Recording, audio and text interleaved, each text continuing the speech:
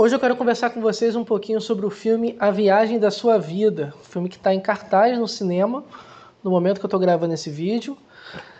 Antes de começar a gravar, necessário alguns recados. O primeiro, esse vídeo contém spoilers. Se você ainda não viu o filme e liga para spoilers, assiste no cinema da sua cidade ou espera chegar em algum stream, depois você volta aqui no vídeo. Se você não liga para spoiler, e eu espero que você seja esse tipo de pessoa, continue o vídeo, porque talvez esse vídeo possa te motivar, digamos assim, a assistir o filme e ter as suas próprias impressões. Segundo ponto, nesse vídeo eu vou tratar de alguns temas que diz respeito a repetições dentro de relacionamentos. Lembrando que esse canal é um canal de psicanálise, mas eu vou tentar ao máximo ser o mais didático possível e simples possível para que você que está escutando esse vídeo e talvez não seja da área, possa entender. Então, vamos lá. É um filme contemplativo. Eu esperava mais desse filme. Eu sei que provavelmente você já ouviu essa frase algumas vezes nesse canal, mas porque eu realmente sou muito chato em relação a filme, né? Mas assim, eu gostei do filme. Achei o filme bom, mas eu esperava mais. Acho que ele teve cenas ali que eu senti que o diretor não bancou certas coisas, entende? Esse filme poderia ser melhor. Ele é bom, mas ele poderia ser ótimo. Ou, se você considera ele ótimo, ele poderia ser muito mais que ótimo. Mas ele não é um filme ruim. Tem o mesmo roteirista de O Menu, que é um filme que eu também já gravei aqui no canal. E sobre o que conta esse filme, né? Qual que é a história desse filme? Acompanhamos a vida de David, um homem ali na faixa dos seus 40 anos de idade, que não é casado e nem tem filho, que um dia ele acorda e lembra, caramba, eu tenho um casamento para ir hoje, mas o meu carro tá ruim. Não só ruim, o carro dele foi meio que rebocado ali, né? O reboque passou e tal. Aí ele olhou para o lado e viu uma espécie de um cartaz de aluguel de carro, com um telefone na rua tal. Aí ele chegou até esse lugar, que é tipo um galpão, muito estranho. Por que eu tô chamando de muito estranho? Quando eu assisti o trailer, eu pensei, cara, eu acho que essa história tem uma pegada meio Amor Além da Vida, com Robin Williams, uma coisa meio espiritual, tipo, será que esse cara já tá morto e ele morreu num acidente, tudo que ele tá vivendo aqui é em outro plano, ou ele tá, sei lá, em coma? Eu comecei a criar várias teorias, mas o filme não é sobre isso, é bem mais simples. Então ele chega nesse galpão ali, né, encontra uma mulher e um senhor que começa a conversar com ele. Olha, o carro que você vai alugar é do ano tal, o GPS do carro é um GPS ali específico, você não precisa conectar o seu celular ali, né, porque não tem USB e tudo mais, ou o seu celular pode falhar. Como eu posso dizer, com muita insistência, o David acaba aceitando, né, e pega esse carro. Beleza, aí ele vai até o casamento. Cara, esse filme ele tem vários elementos interessantes assim. Por exemplo, logo na primeira cena tem uma placa com a frase one way, né? Tipo, seguindo direção. Ou quando ele passa por algum lugar, tem uma seta falando, tipo, sem retorno. O tempo todo nesse filme, há signos no que diz respeito à direção, estrada, caminho, portas. Então, assim, é um filme que está falando o tempo todo de portas e você vai entender o porquê, né? Então, beleza, ele chega nesse casamento sozinho, sem nenhuma acompanhante, e ele acaba conhecendo Sarah, interpretada pela Margot Robbie. Cara, esse primeiro momento dos dois é uma aula de flerte, assim. Os dois atores são muito, muito, muito bons. Tipo, não é um flerte de série adolescente da Prime Video ou de alguma série espanhola para adolescente ficar vendo cena de sexo da Netflix. Nada do tipo. Tipo, cara, é uma aula de flerte. Os dois estão flertando firme, mas mas não é algo escrachado, nem algo explícito. Tem uma coisa de humor, tem uma piadinha às vezes de duplo sentido. São dois atores extremamente charmosos ali. E eles se interessam pelo outro, né? O David fica interessado pela Margot Robbie, não preciso explicar nenhum porquê, né? Enfim. E os dois acabam conversando ali, só que ela vira para ele e diz assim, olha, por que você tá dando esse... tira o seu cavalinho da chuva, né? Trocando miúdos, né? Tira o seu cavalinho da chuva porque eu vou acabar te magoando. Aí ele diz, mas como que você tem certeza que você vai me magoar? E se eu te magoar? Aí os dois meio que começam a, né, conversar ali. Só que o David, ele tem uma parada, que é o seguinte, ele volta pro quarto extremamente decepcionado porque ele não conseguiu dar em cima dela, digamos assim, né, explicitamente, e nem dançar com ela. Então, nesse primeiro momento, você pensa assim, caramba, esse personagem, ele queria fazer certas coisas, mas não fez por medo, porque ele sabia dançar. Ele sabia dançar, mas não acompanhou a Sarah para dançar com ela. E ficou olhando ela dançar com outras pessoas, né, com outros homens ali. Quando ele entra no carro, ele liga ali, o GPS fala com ele. Tipo, o GPS começa a falar com ele e tal, e diz assim, você quer fazer a viagem da sua vida? Aí ele tá meio, né, não é meio pensativo, é meio puto, tipo assim, pô, eu não tô com ninguém, não tô casado, fui para mais um casamento sem ninguém, não tô namorando, não tenho filho nem nada, ele vai lá e aceita. E o GPS meio que vai guiando ele ali.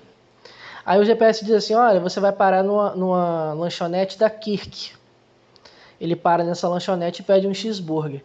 É quando ele vê pela segunda vez a Sarah. E os dois, mais uma vez, começam a flertar ali um com o outro. Só que ele não beija ela. E ele também não chama ela para sair. Só que quando ele entra dentro do carro, aí o espectador mais atento fica ligado, que é o seguinte, o carro dos dois são parecidos. São do mesmo modelo. E o carro dela não tá pegando. Aí o GPS diz assim, pegue a Sarah. Aí a Sarah vai lá e entra dentro do carro dele, né? E os dois começam a viajar juntos. Cara, esse filme, ele tem muitas e muitas metáforas. Eu vou dizer aqui no vídeo a minha interpretação. Talvez você assistindo o filme vai ter uma interpretação completamente diferente. Então, beleza, os dois estão ali dentro do carro e tal, conversando, eles começam a ter conversas muito íntimas um com o outro, eles começam a de fato a se conhecer, né? E mais uma vez, eles não se beijam, nem transam, nem nada. Estão interessados um pelo outro, mas ninguém faz nada. Aí, eis que surge uma conversa que, na minha concepção, é o fio condutor desse filme. Que ela pergunta para ele assim, por que você não casou ainda? Né? Por que você não está com alguém? Aí ele diz assim, eu não encontrei a mulher certa. Preste atenção nessa frase. Eu não encontrei a mulher certa. Aí ele pergunta para ela, e por que você não tá com alguém? Aí ela disse assim, eu traio. Então assim, eu tô solteiro, eu começo a namorar, aí o meu lado solteira começa a querer ficar com outras pessoas, e eu vou lá, traio, termino o relacionamento, porque no fundo eu queria ficar solteira desde o começo. Presta atenção que esse diálogo no filme é a partir dele que as coisas se desenrolam. Então ele chega numa floresta, quando ele entra nessa floresta tem uma porta. E ele entra por essa porta, junto com a Sarah, e ele volta lá no seu ensino médio, na sua primeira decepção amorosa. Então olha só, o filme ele trabalha da seguinte forma, ele pega esses personagens que estão viajando juntos, e eles entram em determinadas portas e voltam ao seu passado, às experiências de anos atrás. Então, por exemplo, o David volta para o ensino médio numa peça que ele fez, onde ele se declarou depois para uma garota, e essa garota meio que deu um pé na bunda nele. Disse que gostava de outro, né, e não gostava dele, enfim, ele teve a sua primeira decepção amorosa. E ele volta para essa época, mas ele não volta com o corpo do David quando era adolescente, não. Ele volta com o corpo adulto, com o corpo dele mesmo. E ele não muda o passado dele. O passado dele continua o mesmo. O que ele vai mudar é a forma como ele vê o passado dele, as coisas que aconteceram no passado dele. É a compreensão que ele passa a ter das coisas que aconteceram com ele e o impacto que essas coisas tiveram na vida dele nos dias de hoje. Cara, esse filme é uma metáfora belíssima do que são os traumas, digamos assim, que uma pessoa pode sofrer, seja na adolescência, na fase adulta ou até mesmo quando criança, e como que esses traumas têm um impacto na forma como nos relacionamos com outras pessoas, os nossos respectivos cônjuges, né? Lembrando, colocando esse exemplo, isso que eu estou falando dentro de um modelo de relação monogâmica. Não estou falando de relação aberta, nem trisal, nem nada não. Uma relação monogâmica. Então, olha só, ambos os personagens voltam a esses momentos. Então, a Sarah, por exemplo, volta ao momento onde a mãe morreu no hospital. Ela volta, por exemplo, ao momento onde ela ia num museu que a mãe dela gostava muito de ir, as duas juntas, que o Vincent, meio que o segurança ali, né, o vigia, deixava elas olharem as obras ali, né, os quadros, quando, tipo assim, o horário comercial já tinha terminado. Então, assim, cada um volta para um respectivo momento de suas vidas, onde determinada questão ocorreu, digamos assim, e essa questão teve um impacto muito grande em como os dois se relacionam. Por quê? Esses dois personagens tiveram relações, e essas relações que eles tiveram, um foi noivo e o outro ia se tornar noivo, e eles terminaram o relacionamento com seus respectivos parceiros. O David, por exemplo, ficou meio que enjoado da parceira. Então, assim, viu que com o tempo ela não era quem ele realmente gostaria que ela fosse, né? Pensou que ela fosse, enfim. Então ele meio que enjoou, desencantou dela e acabou terminando.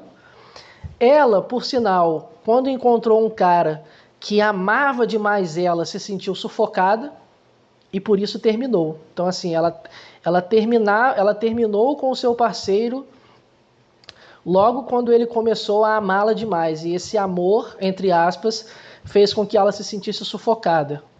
Já o David se relacionou com uma pessoa durante um tempo e chegou a um determinado momento que ele viu que não valia a pena, que tipo, ele realmente desencantou e enjoou dessa parceira. Cara, essa cena do café mostra exatamente o que a maioria das pessoas não acabam tendo consciência, que é o seguinte: muitas das vezes, quando você se relaciona com alguém, essa pessoa nova, você acaba repetindo com essa pessoa duas coisas. Comportamentos que você tinha no seu antigo relacionamento, no seu relacionamento anterior, e a maneira como você se relaciona, por exemplo, ou como você se relacionava com os seus pais. Nesse caso, eu gostaria de pensar em dois pontos com vocês. Vamos botar um exemplo. João está namorando com Maria, mas antes de Maria, João namorou Marta. Aí João, muitas das vezes, repete com Maria os mesmos comportamentos que ele tinha com Marta. Ou às vezes João vê em Maria os mesmos comportamentos que ele via em Marta. Só que João pode também repetir com Maria e com Marta a mesma relação que ele tinha com a mãe dele. Ou a mesma relação que ele tinha, por exemplo, com o pai dele. Maria pode ser casada com João. Pode namorar João. Mas antes de João, Maria namorou ou foi casada com Pedro. Maria, muitas das vezes, repete com João os mesmos comportamentos que ela tinha quando ela namorava com o Pedro. Maria, muitas das vezes, repete com João e com Pedro a mesma relação que ela tinha com a mãe.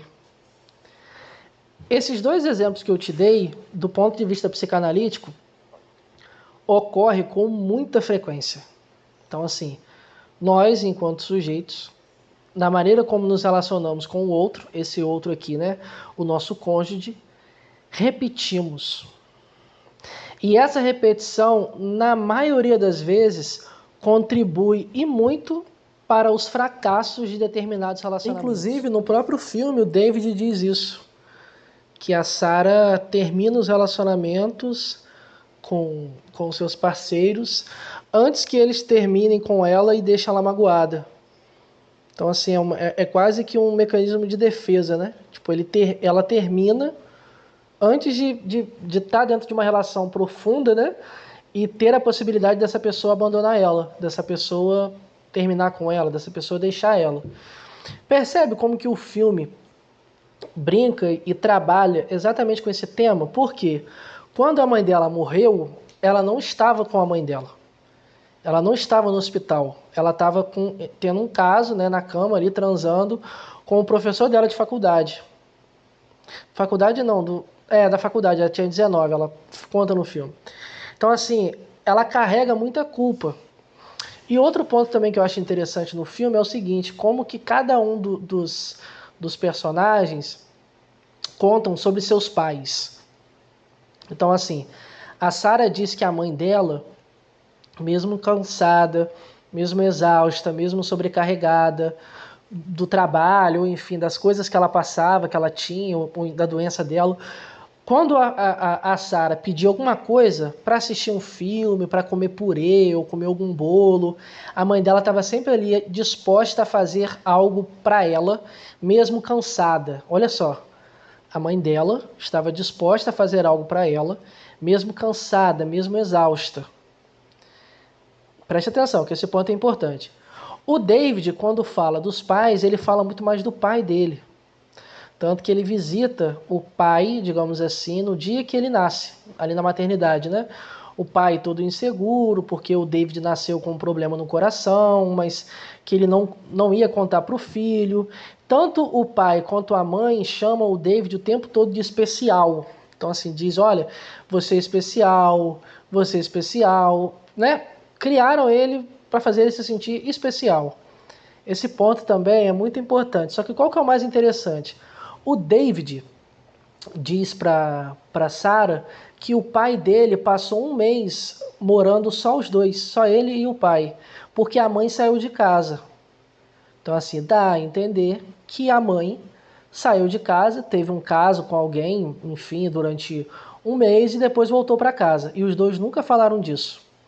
O pai nunca falou disso com o David, e os pais ali também nunca falaram disso com o David. Os pais deles estão vivos no momento onde se passa o filme, mas o David tem essa lembrança, olha, a minha mãe saiu de casa. A minha mãe saiu de casa e deixou o meu pai sozinho em casa comigo. Então, assim, ele tem uma forte identificação com o pai dele, principalmente no que diz respeito a relacionamento, né? Porque, poxa, casal ali, né? Pai e mãe, a mãe sai de casa, deixa ele e o pai sozinho durante um mês e depois volta. Isso tem um impacto na vida dele no que diz respeito aos relacionamentos. Isso possui um impacto na vida dele. No caso da Sarah, a mesma coisa. A morte da mãe dela possui um impacto sim nas relações dela. Porque assim, ela foi pega de surpresa. Ela se sentiu, digamos assim, ela sentiu esse abandono. É um abandono sem... Vou te dar um exemplo. Sabe quando você tem um parente, sua mãe, seu pai, um avô, um primo, tio ou irmão, que ele tem câncer ou que ele tem uma doença que você sabe que em algum momento ele vai morrer? Tipo assim, ele tem uma doença X e ele só vai viver durante 6 meses ou no máximo 1 ano. E você meio que já vai se preparando para esse momento? Ou quando o seu pai, a sua avó, seu tio já está bem velhinho, já debilitado com alguma doença ou alguma condição física, e você já pensa assim, cara, ele não vai ou ela não vai viver por muito tempo. Pode ser ano que vem, pode ser esse ano ainda, você se prepara. Agora, quando acontece sem esse preparo, você é pego de surpresa. Então, assim, ali aquela personagem sentiu esse abandono. Pô, perdeu a mãe dela quando ela tinha 19 anos, só moravam as duas. Ela diz no filme que nunca conhece, que praticamente nem sabe se o pai dela está vivo. Então, assim, só tinha as duas. Então, eles vão meio que visitando o passado e ressignificando. Só que o filme todo também está falando de relacionamento. O David gosta dela. Ela gosta do David. O David quer tentar um relacionamento com ela, mas ela não. Por quê? Porque ela acredita que vai dar errado. Porque ela acredita que vai dar errado, que em algum momento ele vai enjoar dela, assim como ele enjoou das outras mulheres com que ele se relacionou, né? Enjoou, desencantou, enfim. Ela mesma diz, olha, eu vou me relacionar com você, mas eu não sou essa pessoa que vai ter anel no dedo com você e vai casar e tudo mais. Eu vou te decepcionar, eu vou trair, né? Eu vou, em determinado momento, terminar com você. Então, olha só, os dois aqui têm consciência do seguinte, olha, eu tenho questões no que diz respeito a relacionamento e não estou disposta, e não, né, no caso dela, né? E não estou disposta a entrar dentro de uma relação. Por quê? Porque eu tenho várias questões para resolver. Só que nesse filme, a metáfora é exatamente essa. Os dois estão resolvendo coisas do seu passado, coisas em relação no que diz respeito a relacionamento, traumas, antes de se relacionar com alguém. No caso, o David e a Sarah estão fazendo isso, né? Isso é muito raro de acontecer na vida real. A maioria das pessoas tem vários traumas e várias ziqueziras e várias repetições e vários problemas, mas elas não tratam isso quando se relacionam com alguém. Então, assim, às vezes a pessoa tem, nossa, tem milhões de problemas, ao invés da pessoa resolver os problemas dela primeiro, ela acaba se relacionando com alguém. Aí ela repete com essa pessoa os mesmos problemas de relacionamento que ela tem. Entende? Então, por exemplo, vamos dizer que alguém que é muito ciumenta, e quando começa a se relacionar tem determinados comportamentos ali possessivos e controladores com todos os seus parceiros. Aí ela meio que faz isso o tempo todo, pergunta onde o cara tá, fazendo o que, com quem, clona o WhatsApp, faz perfil falso no Facebook ou no Instagram, entra no e-mail, quando o cara tá dormindo, pega o celular e coloca ali o dedo dele para ver as conversas do WhatsApp, faz amizade com colegas de trabalho dele só para ver se alguma ali vai dar em cima dele ou algo assim. Essa pessoa tem vários comportamentos de alguém que é ciumento, possessivo, controlador e tóxico. Aí essa pessoa começa meio que, tipo, o tempo todo, como diz os cariocas, alugar o ouvido do namorado. Dá chilique, fala alto, grita, faz o parceiro passar vergonha na frente de todo mundo, grita, chora, bate nele em público, esculacha ele em público. Aí esse parceiro não aguenta e vai lá e termina. Aí essa pessoa que teve esses relacionamentos vira e diz assim, não, eu não consigo me relacionar com ninguém porque os meus parceiros ficam cansados de mim e me abandonam. E terminam comigo. Então eu tive 3 namorados que eu namorei durante 6 meses e eles só duraram 6 meses. Aí eles terminaram comigo. Mas por que terminaram com você? É porque eu sou um pouco ciumenta. Aí quando a pessoa começa a falar, você vê que ela não é um pouco ciumenta. Ela é extremamente tóxica e ciumenta, possessiva e controladora. Mas ela repete com os 3 essa relação de ciúme. Então, assim, dentro desse contexto, ao invés da pessoa, não, eu tenho que tratar isso. Vou fazer uma terapia. Né? Vou tratar essa minha questão envolvendo ciúme, controle, possessividade e toxicidade. Vamos dizer assim. Não, a pessoa não trata. A pessoa acaba se relacionando com outra pessoa, repetindo os mesmos comportamentos que ela tinha no seu antigo relacionamento. Às vezes, o que a pessoa, o atual cônjuge, está ouvindo e passando não é nem para ele. Não é nem para ele. Às vezes, essa pessoa está repetindo com ele a mesma coisa que ela fazia com o ex. Por exemplo, o ex dela, quando dizia, olha, vou jogar bola com os caras, e a pelada era quinta-feira, ia de 7 da noite até 9 da noite. Aí, quando demorava muito para responder, essa pessoa começava a mandar mensagem. Tá onde? Com quem? Manda foto, não sei o quê. E ela agia de determinada forma. Tô só dando um exemplo, gente. Não é... Tô inventando isso daqui, né? Não tem nada a ver com paciente, nem nada não. Tô inventando isso daqui só para você compreender o que eu tô querendo dizer.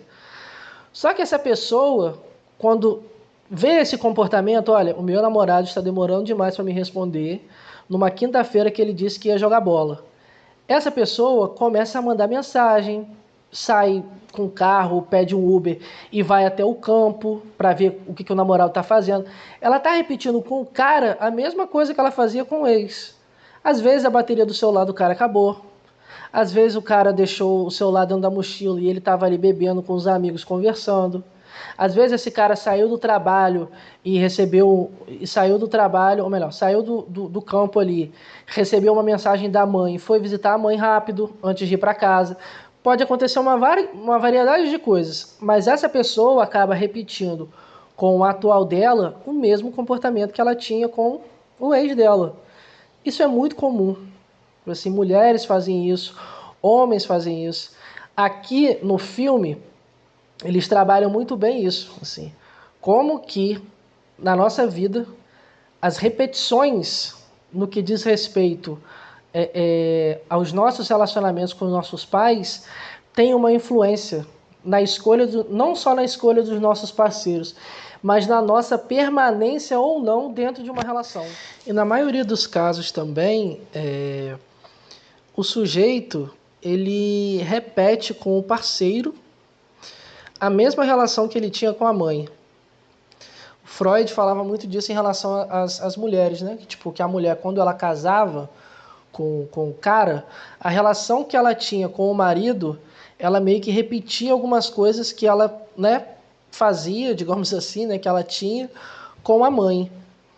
Os homens também fazem isso. Tipo, a escolha de parceira, muitas das vezes, é sim baseado na mãe. Então, assim, o cara ele pode procurar uma companheira, né, uma parceira, que contém características, digamos assim, comportamentos que de alguma forma lembrem a mãe dele. Pode ser o jeito, pode ser o tom da voz, pode ser o nome, pode ser a aparência. Então, assim, é só você entrar em qualquer rede social, né? Você encontra vários homens que casaram com determinadas parceiras, às vezes com o mesmo nome da mãe, ou que pareciam muito com a mãe, ou que parecem muito com a mãe, ou o tom da voz, né? O jeito, o comportamento, alguma característica específica, tipo assim, olha, minha mãe era uma mulher muito brava, que gritava muito, que xingava muito, aí o cara vai lá e casa com uma mulher que também é muito brava, que fala alto, que xinga muito, que joga as panelas nele quando ele faz alguma merda ou coisa assim. Então, assim, as pessoas acabam repetindo com os seus respectivos parceiros o mesmo modelo de relação que elas tinham com o pai, entendeu? Então, assim, o cara muitas das vezes pode encontrar uma mulher que ele acabe repetindo com essa mulher determinadas questões assim bem específicas que ele tinha com a mãe. Vou só dar um exemplo. Vamos imaginar um cara que ele não é um adulto muito funcional. Tipo, que não sabe cozinhar, não sabe fritar um ovo, fazer um arroz, ou que, por exemplo, não sabe lavar uma roupa, ou que não coloca a comida dele no prato e tudo mais. Aí ele arranja uma mulher que faça exatamente isso para ele.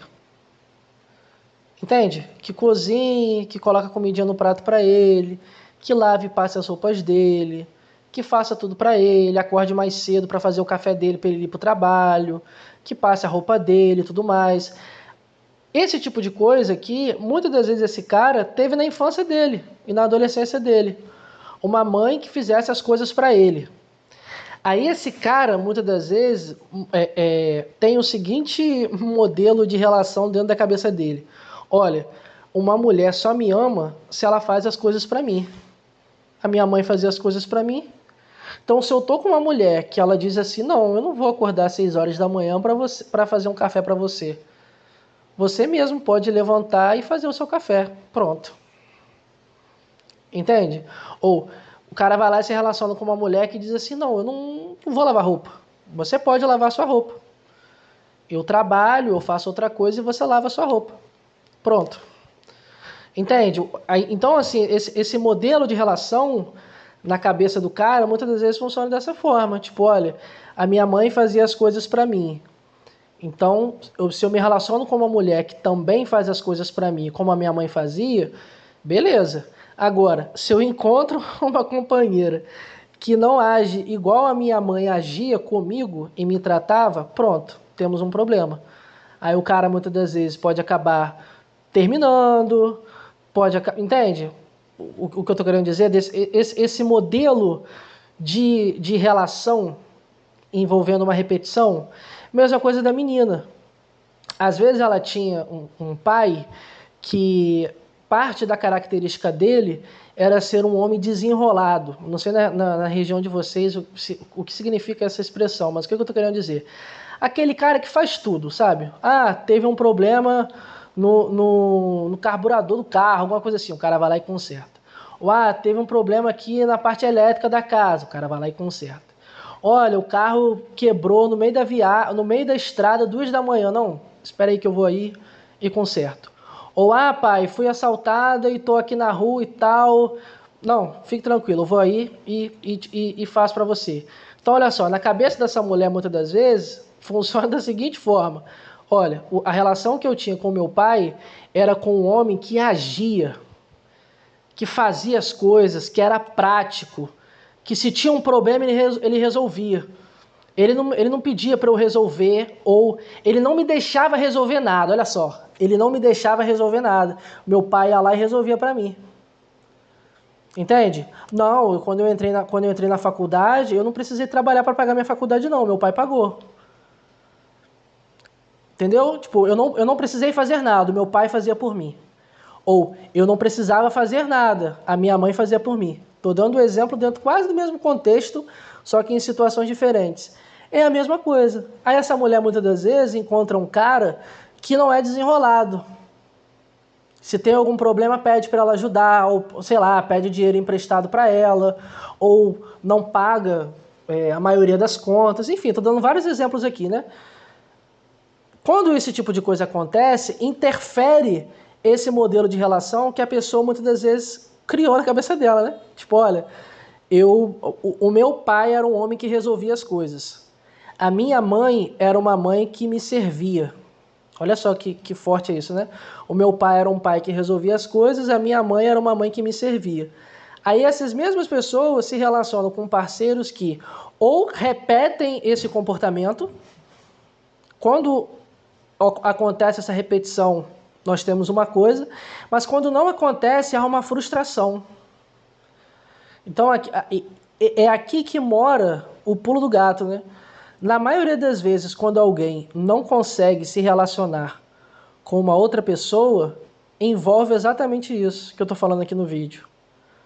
Quando acontece um probleminha exatamente nessa repetição, entende? Tipo, não, esse cara ele não é desenrolado, ele não é tão prático, ele não age as coisas, ele não é igual ao meu pai, olha só, ele não é igual ao meu pai, caramba. Ou, nossa, essa mulher aqui, ela, né, tem esse jeito aqui, caramba, ela não é igual à minha mãe. Ele não é igual ao meu pai, ela não é igual à minha mãe. Ele não me trata igual ao meu pai me tratava. Ela não me trata igual a minha mãe me tratava. E é aqui que mora o pulo do gato. Porque quando uma pessoa tem essa compreensão, o que na maioria das vezes ela só tem essa compreensão na análise,